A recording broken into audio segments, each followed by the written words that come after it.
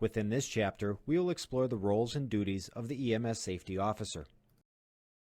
Once completed with this module, you should be able to identify the role of EMS personnel in risk management and safety, describe the role of the EMS Safety Officer, and explain the duties of an EMS Safety Officer. Your chief has been reading about the benefits of having a safety program and wants to start one, although she is unclear about whether the agency needs an Incident Safety Officer or an EMS Safety Officer. The chief knows that you completed WCTC's EMS Safety and Risk Management course and would like for you to tell her the difference between the two, as well as make a recommendation as to which position should be implemented within the organization.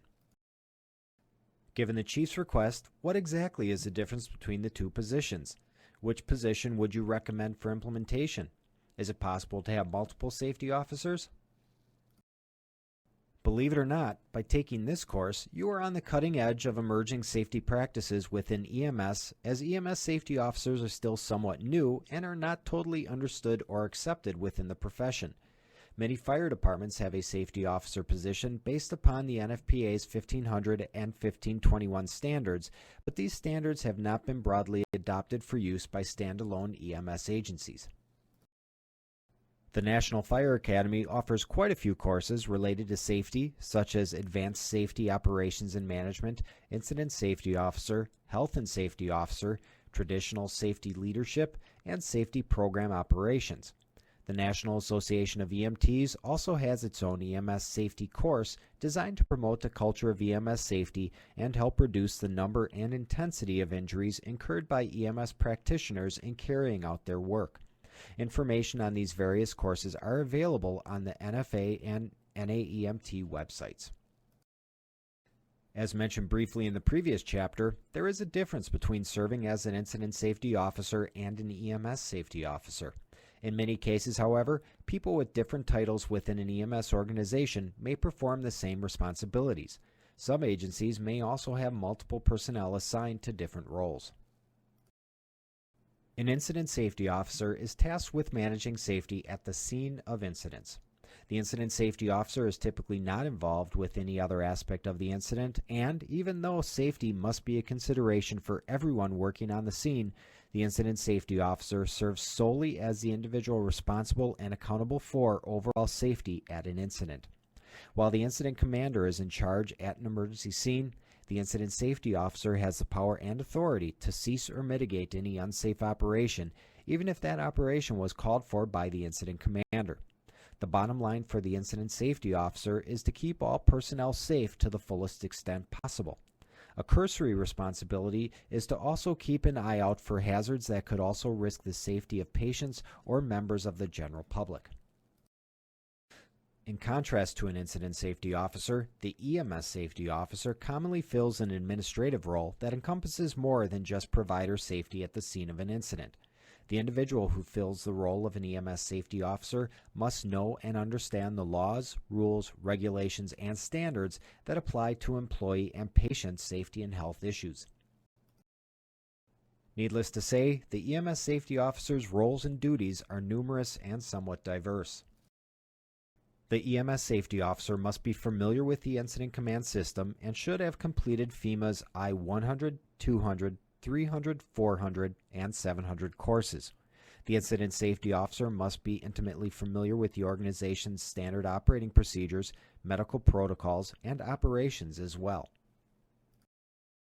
The EMS Safety Officer is a role model for everyone affiliated with the agency and is routinely under the microscope to ensure he or she is leading by example. This includes using personal protective equipment, wearing seat belts, using radios and phones appropriately, practicing due diligence when driving, and following applicable policies, procedures, and protocols 100% of the time. Failure to lead by example will significantly undermine the authority and impact of the EMS Safety Officer within an organization. At any time, an EMS Safety Officer may need to respond to various incidents, such as a fire ground, an EMS response, an accident on a roadway, or some other type of special operations or rescue.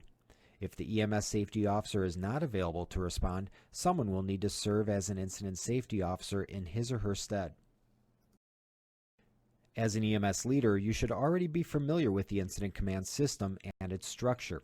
As a reminder, however, the Incident Safety Officer is considered a command staff position answering directly to the incident commander. If necessary, the Incident Safety Officer may halt or modify any action or operation deemed to be relatively unsafe. While at an emergency scene, Incident Safety Officers must attend briefings, identify hazardous situations, ensure proper PPE use, survey staff and organization function, consider the need to have an assistant, identify potentially unsafe acts, identify corrective actions and ensure implementation of such actions, ensure adequate sanitation and safety in food preparation if the incident is an extended one, debrief assistant safety officers, generate the incident action plan safety and risk analysis, attend and participate in planning and tactics meetings, participate in the development of the incident action plan, investigate accidents that occurred during the incident, coordinate critical incident stress, hazardous materials, and other briefings, and document all activity on the unit log. Regardless of whether the EMS safety officer is functioning at an incident or not, he or she must be an effective communicator, have a genuine concern for safety, be able to remove oneself from tactical involvement on a scene, have knowledge about tactics employed on a scene, and not be afraid or intimidated, as there may be times when an EMS safety officer needs to take affirmative action to prevent a bad outcome. In providing the requested information to your chief, you should be able to explain that an EMS safety officer and incident safety officer are indeed two separate yet essential positions that need to be fully supported by management, as safety is a critical element for everyone, from management and employees to patients and the public we serve. You should now be able to describe the differences and overlap between an incident safety officer and an EMS safety officer, describe multiple responsibilities for an incident safety officer, describe multiple roles for an EMS safety officer, list tasks that an EMS safety officer or incident safety officer should ensure happen at the scene of an incident, and identify critical characteristics of an effective EMS safety officer.